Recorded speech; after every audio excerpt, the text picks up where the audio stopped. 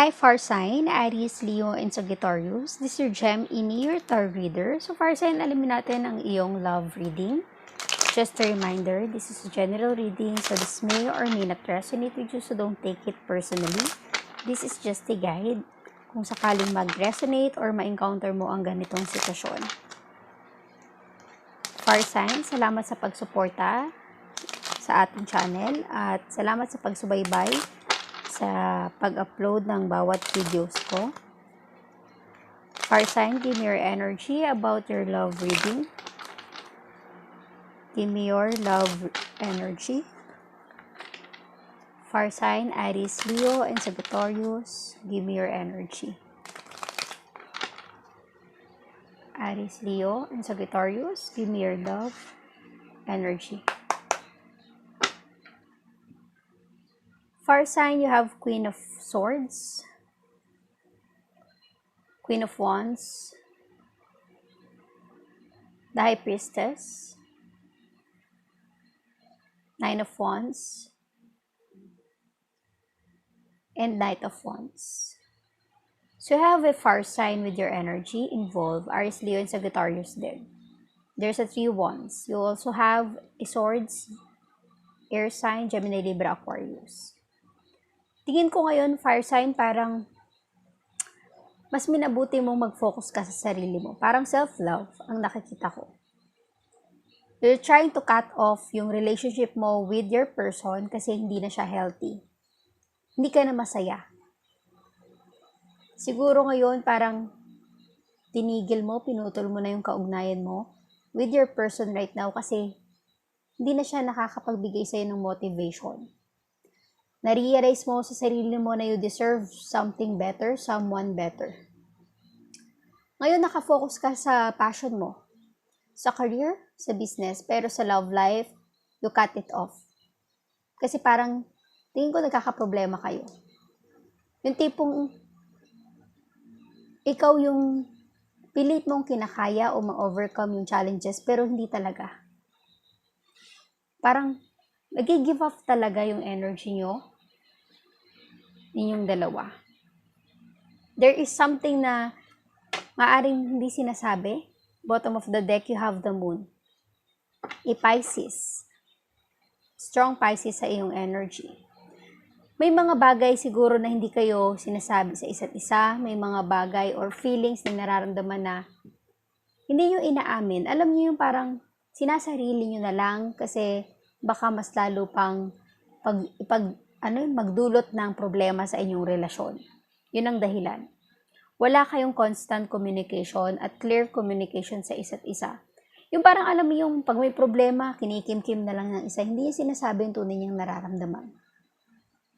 Parang ganun ang dating ng energy, ng love energy mo, fire sign.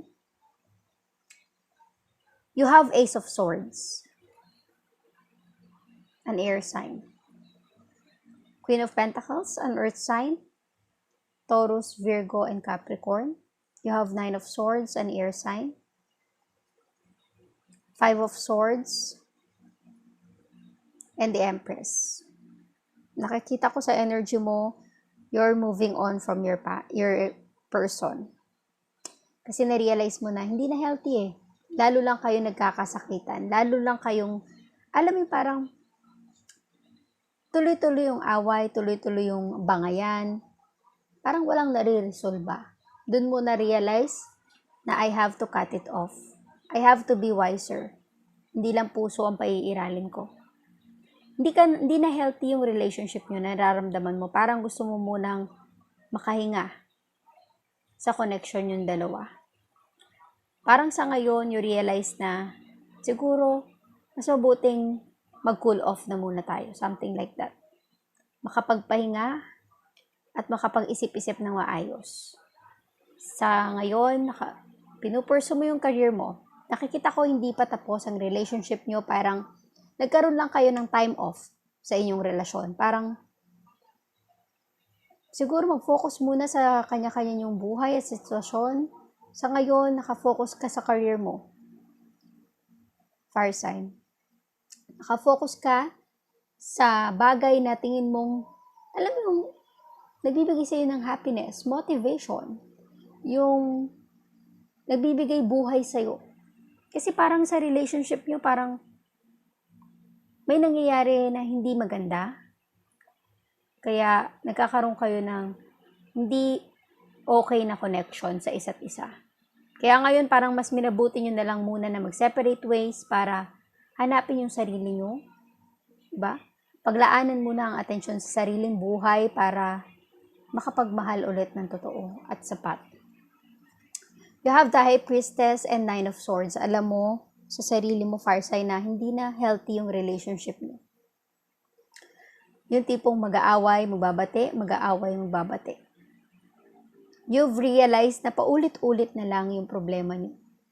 Hindi naman nagiging okay yung relationship niyo. Parang nakakapagod na.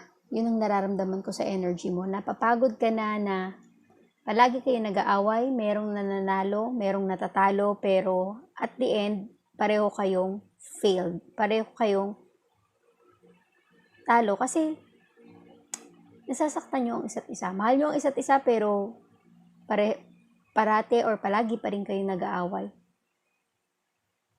Alam mo yung ini-endure mo na lang for the sake na dahil karelasyon mo siya. Parang kinakaya mo na lang kasi mahal mo siya.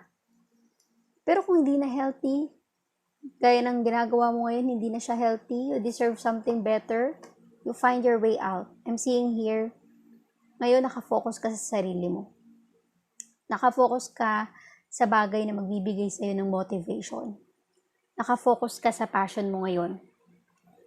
Kasi ayaw mo nang, alam mo, magstay sa isang relasyon na puro problema lang ang hatid.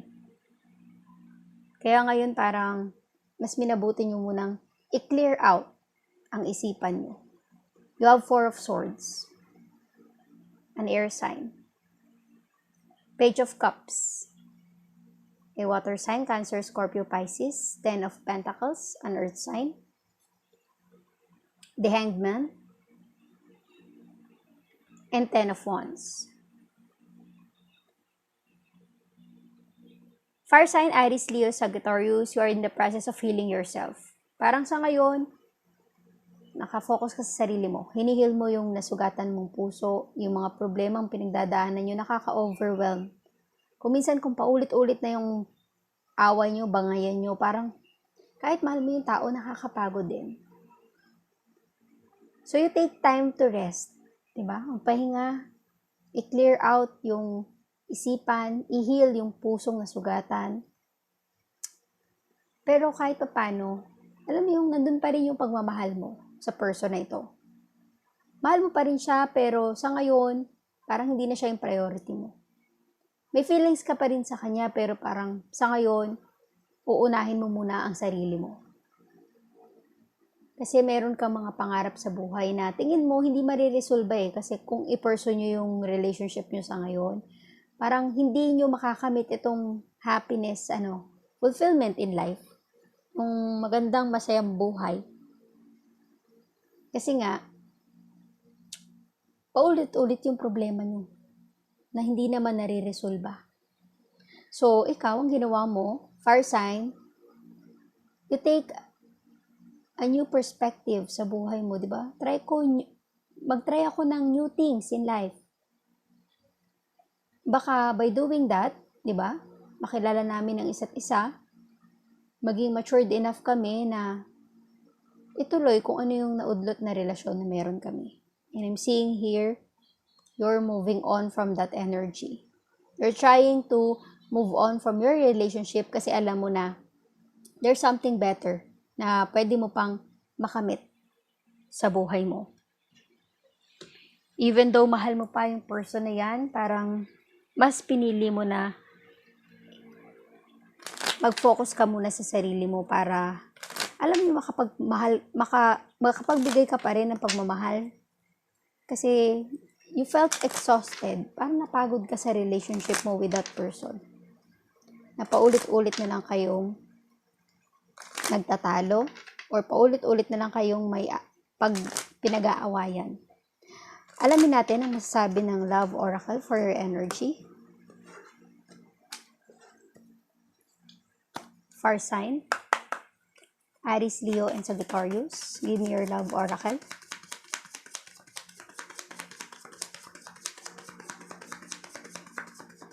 Kung minsan may mga bagay sa ating relationship na kailangan muna nating magpahinga. Kung sobrang nakakapagod na, sobrang paulit-ulit na ang sitwasyon, di ba? Mag-restart, mag-recharge.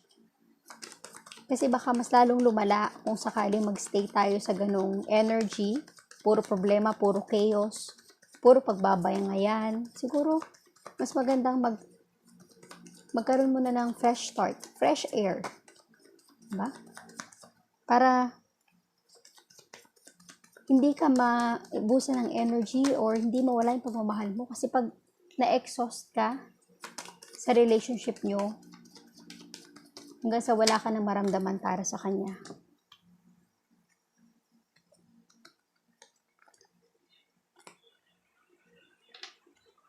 You have girl with the snake. Diba? Being charmed or being used. Maybe this is one of the reason kung bakit kayo nagkakaroon ng problema. I like you. Someone likes you. Romancing. Want to date? Romance is blooming. Tingin ko mahal ka pa ng person mo. Or maybe there is someone new na admire mo. There's a paradise. Happiness, enjoying each other, oneness, playfulness. By you're enjoying your energy, yung pagiging independent mo. Yung nakafocus ka sa sarili mo, self-love, self-care. There will be a love call from someone that will express love, a message of love, thinking of you and letting you know, your person. I'm seeing here, this is your person. And addiction, a codependent, obsession, controlling, has a black restraint. This is one of the reasons kung bakit kayo nagkakaroon ng problema sa inyong relasyon. Someone na manipulative, someone na controlling, someone na, alam mo yung, lagi na lang siya ang tama. So, yun ang isa sa mga reason kung bakit may problema kayo sa inyong relasyon. Alamin natin, may bibigay ng oracle guide for your energy, fire sign, Aries, Leo, and Sagittarius. Give me some energy, oracle guide for fire sign.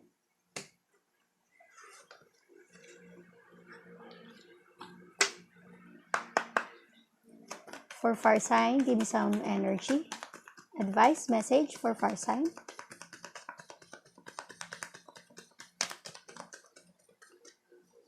Aries, Leo, and Sagittarius. Give me your energy.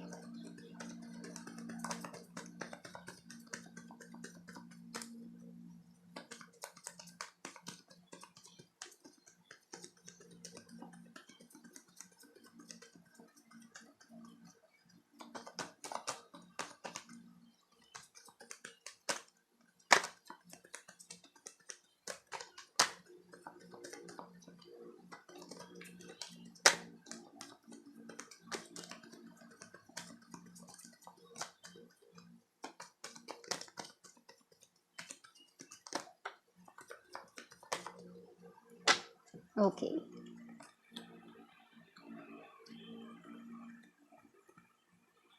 Fire sign, your message, surrender to the divine. Diba? Just trust. Kasi kung tingin mo, you will have what you deserve, tiwala lang. Dadating ang right person para sa'yo. Adjustments are required. Sa isa relationship, talagang kailangan ng some adjustments. Hindi pwedeng sarili mo lang ang iniisip mo. Kung di na talaga kayo magkaayos at magkasundo, ba siguro, you need some adjustments sa buhay mo. A fiery climax approaches. Step out of your comfort zone and our new romantic cycle begins. I'm seeing here there's a new person in your life. Tingin ko you're stepping out from your relationship with this person. Kasi a fiery climax approaches. Unti-unti, magkakaroon ka ng kalayaan. Magkakaroon ka ng time for yourself. And by doing that, someone will admire you. Someone will see na you are confident enough to pursue your dreams in life. You are confident enough na gawin yung gusto mong gawin para sa sarili mo, para sa buhay mo. Parang hindi ka nakadepende sa ibang tao. So, someone will admire you. Someone will take a chance to pursue you. Fire sign. Thank you, Fire sign, Aries, Leo, and Sagittarius. Please like, share, comment, and subscribe for more videos. Thank you, Fire sign.